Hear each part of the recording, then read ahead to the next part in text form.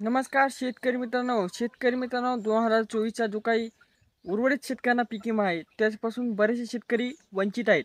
तर नेमका शेतकऱ्यांना पीक विमा मिळणार तरी कधी व त्याचबरोबर किती मिळत आहे संपूर्ण माहिती सांगणार आहे. पण त्याआधी शेतकरी का नंबर 1 चॅनलला खाली कोपऱ्यात दिसलेल्या सबस्क्राईब बटनला सबस्क्राईब केले नसले तर लवकरात लवकर करा. शेतकरी मित्रांनो तुम्हाला माहीत आहे की राज्यातील 5 जिल्हे हे अधिसूचनेपासून 25% अग्रिमसाठी मंजूर करण्यात आली होती व वैयक्तिक क्लेमद्वारे राज्यातील 34 जिल्हे पात्र होते. म्हणजेच की काही जिल्ह्यांमध्ये वैयक्तिक क्लेम व काही जिल्हे जास्त नुकसान झाल्यामुळे अधिसूचनेपासून जे काही तुम्हाला तुमच्या जिल्हा अधिकारीद्वारे मंजूर करण्यात आले होते हे तुम्हाला समजण्यात माहीत आहे. पण शेतकरी मित्रांनो कालच्या जे काही आपल्या अधिवेशनामध्ये सांगण्यात आलेलं आहे राज्याचे नवीन कृषी मंत्री माणिकराव कोकाटे साहेबद्वारे की शेतकऱ्यांना जे काही हेक्टरी 32,500 रुपये पीक विमा मिळणार आहे ते 31 मार्चच्या अगोदर म्हणजे की जमा करण्यात येणार आहे. कारण की शेतकऱ्यांना आता कमीत कमी नुकसान होऊन 5 ते 6 महिने झालेत पण अद्याप शेतकऱ्यांना 1 रुपयाही मिळाला नाही.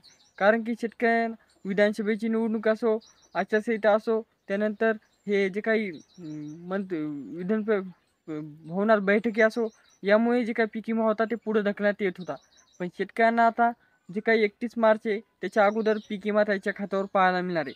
तर आता शेतकरी मित्रांनो यामध्ये डबल एक गोष्ट सांगण्यात आलेली त्यामध्ये परभणी, हिंगोली, नांदेड हे अधिसूचनेपासून म्हणजे की अधिसूचनेद्वारे मंजूर केलेले 25% अग्रिमचे जे काही जिल्हे आहेत त्यांना आधी पैसे जमा होणार आहेत.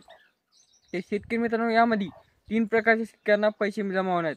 बागायती, फळबाग व त्याचबरोबर जिरायती.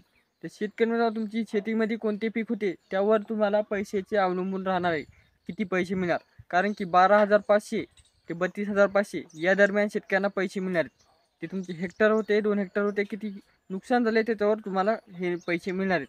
त्याचबरोबर शेतकरी मित्रांनो तुम्हाला राज्यातील 34 जिल्ह्यातून कोणत्याही जिल्ह्यातून किंवा कोणत्याही गावातून तुम्ही वैयक्तिक क्लेम पाठवला असेल व तुमचं नुकसान दाखविलं असेल त्याचबरोबर पीक पाहणीसुद्धा पीक नुकसान दाखविलं असेल तर तुम्हाला त्या वैयक्तिक क्लेमद्वारे बी तुम्हाला हे पैसे मिळणार आहेत असे राज्याचे नवीन कृषी मंत्री माणिकराव कोकाटे साहेबांनी सांगण्यात आले. व त्याचबरोबर शेतकरी मित्रांनो राज्याचे कृषी मंत्र्यांनी सांगण्यात आलेले की जे काही पैसे तुमच्या खात्यावर जमा होणार आहेत ते डायरेक्ट DBTद्वारे खात्यावर पाहायला मिळणार आहेत. कारण की इथून मागे जे काही पैसे मिळत होते काही आता मिळत होते काही म्हणजे 2-3 टप्प्यात पैसे मिळत होते त्यामुळे शेतकऱ्यांना खूप त्रास होत होता. पण आता जे काही PM किसान नमो शेतकरी लाडकी बहीणचे डायरेक्ट एकाच क्लिकमध्ये संपूर्ण शेतकऱ्यांच्या खात्यावर पैसे पाहायला मिळत होते त्याप्रकारे DBTद्वारे तुमच्या खात्यावर पैसे जमा होणार असे सांगण्यात आलेले. त्याचबरोबर शेतकरी मित्रांनो काही शेतकरी मित्रांनी की फिक्स तारीख सांगा तर शेतकरी मित्रांनो कृषी मंत्र्यांनी सुद्धा फिक्स तारीख सांगितली नाही. पण हे नक्कीच सांगितले आहे की 31 मार्चच्या आधी समजा शेतकऱ्यांना राज्यातील पैसे जमा होणार आहेत. तर मी बी इतकंच सांगू इच्छितो 31 मार्चच्या अगोदर तुम्हाला कधी बी पैसे जमा होऊ शकतात जर तुमचे हे काम पूर्ण असताल तरच. तर काम कोणते तर शेतकरी मित्रांनो तुमचे बँकेला आधार कार्ड संलग्न पाहिजे व त्याचबरोबर तुमची KYC बंधनकारक जी होती ती KYC झालेली पाहिजे. ज्या बँकेला तुमचे आधार कार्ड संलग्न असतात त्या बँकेत हे पैसे तुम्हाला पाहायला मिळणार आहेत. ही होती आजची अपडेट. ही कशी वाटली कमेंट करा व त्याचबरोबर अजून काही माहिती पाहिजे असेल ते पण सांगा. तर शेतकरी मित्रांनो अशा प्रकारच्या माहिती नेहमीच तुम्हाला या चॅनलवर पाहायला मिळतात. पण चॅनल सबस्क्राईब केलं नाही तुम्हाला अशा योग्य ती माहितीपासून वंचित राहावं लागते व फेक बातम्या ऐकावं लागतात.